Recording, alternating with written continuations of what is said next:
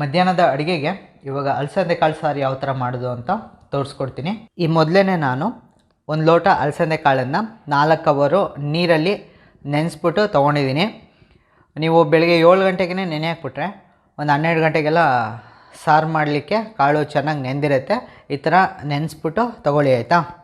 ಇವಾಗ ಮಸಾಲೆನ ರುಬ್ಕೊಳ್ಬೇಕು. ಒಂದು ಮಿಕ್ಸರ್ ಜಾರ್ಗೆ 1 ಬಟ್ಲು ತುರಿದಿರೋ ತೆಂಗಿನಕಾಯಿ, ಒಂದು 5 ಬೆಳ್ಳುಳ್ಳಿ, ಚೂರು ಶುಂಠಿ, ಸ್ವಲ್ಪ ಕೊತ್ತಂಬರಿ ಸೊಪ್ಪು, 2 ಕಟ್ ಮಾಡಿರೋ ಟೊಮೊಟೊ, 1 ಟೇಬಲ್ ಸ್ಪೂನ್ ಬೇಳೆ ಸಾಂಬಾರು ಖಾರದ ಪುಡಿ, 1/4 ಚಮಚ ಗರಂ ಮಸಾಲೆ, ಇದಿಷ್ಟನ್ನು ಹಾಕಿ ರುಬ್ಕೊಳ್ಳಿ.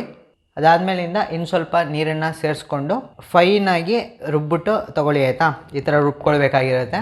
ನಂತರದಲ್ಲಿ ಸ್ಟವ್ ಆನ್ ಮಾಡಿ ಪಾತ್ರೆನ ಇಟ್ಕೊಂಡು 2 ಟೇಬಲ್ ಸ್ಪೂನ್ ಎಣ್ಣೆ ಹಾಕಿ, ಎಣ್ಣೆ ಕಾದ್ಮೇಲಿಂದ 2 ಒಣಮೆಣ್ಸಿಕಾಯಿ, ಚಾಪ್ ಮಾಡಿರೋ 1 ಈರುಳ್ಳಿ, ಸ್ವಲ್ಪ ಇಂಗು, ಚಿಟಿಕೆ ಅರಿಶಿನ ಹಾಕಿ ಈರುಳ್ಳಿನ ಎಣ್ಣೆಲಿ ಫ್ರೈ ಮಾಡ್ಕೊಳ್ಳಿ.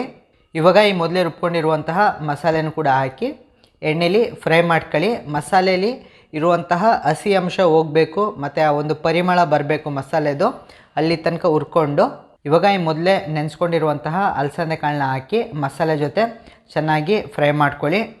ಆ ನಂತರದಲ್ಲಿ ಮಸಾಲೆ ರುಬ್ಬಾದ ಮೇಲಿಂದ ಮಿಕ್ಸರ್ ಜಾರಲ್ಲಿ ಇನ್ನೂ ಉಳಿದಿರುತ್ತೆ, ಅದಕ್ಕೇ 1/4 ಲೋಟ ನೀರನ್ನ ಮಿಕ್ಸರ್ ಜಾರ್ಗೆ ಹಾಕಿ ಅದೇ ನೀರನ್ನ ಇವಾಗ ಇಲ್ಲಿಗೆ ಸೇರಿಸ್ಕೊಂಡಿದ್ದೀನಿ. ಇವಾಗ 1/4 ಬಟ್ಲು ಹುಣಸೆ ಹುಳಿನೂ ಕೂಡ ಹಾಕ್ತಾಯಿದ್ದೀನಿ. ಜೊತೆಗೆ ಕಟ್ ಮಾಡಿರೋ 2 ಬದನೆಕಾಯಿ ಹಾಕಿದ್ದೀನಿ. ಆಲೂಗೆಡ್ಡೆ ಇತ್ತು ಅಂದರೆ ಆಲೂಗೆಡ್ಡೆನೂ ಕೂಡ ಹಾಕಿ ಆ್ಯಂಡ್ ರುಚಿಗೆ ಅನುಸಾರ ಉಪ್ಪನ್ನು ಹಾಕಿ ಮಿಕ್ಸ್ ಮಾಡಿ 1 ವಿಷಲ್ ಕೂಗಿಸ್ಕೊಳ್ಳಿ. ಕಾಳು ಬೇಗ ಬೆಂದ್ಬಿಡುತ್ತೆ ಇದು. 1 ವಿಷಲ್ ಕೂಗಿಸ್ಕೊಂಡ್ರೆ ಸಾಕು. ಇವಾಗ ಸಾರು ರೆಡಿಯಾಗಿದೆ, ಘಮ್ ಅಂತ ಇದೆ. ಮಧ್ಯಾಹ್ನ ಊಟಕ್ಕೆ ಸೊಗಸಾಗಿರುತ್ತೆ. ಈ ಒಂದು ವಿಧಾನದಲ್ಲಿ ಅಲಸಂದೆ ಕಾಳು ಸಾರನ್ನ ಮನೇಲಿ ಮಾಡಿ ಹೇಗಿತ್ತು ನನ್ನ ಕಮೆಂಟಲ್ಲಿ ತಿಳಿಸಿ. ಇನ್ನೂ ನಮ್ಮ ಚಾನಲ್ ಸಬ್ಸ್ಕ್ರೈಬ್ ಆಗಿಲ್ಲ ಅಂದರೆ ಈ ಕೂಡಲೇ ಸಬ್ಸ್ಕ್ರೈಬ್ ಮಾಡಿ ಮತ್ತು ಶೇರ್ ಮಾಡಿ. ಧನ್ಯವಾದಗಳು.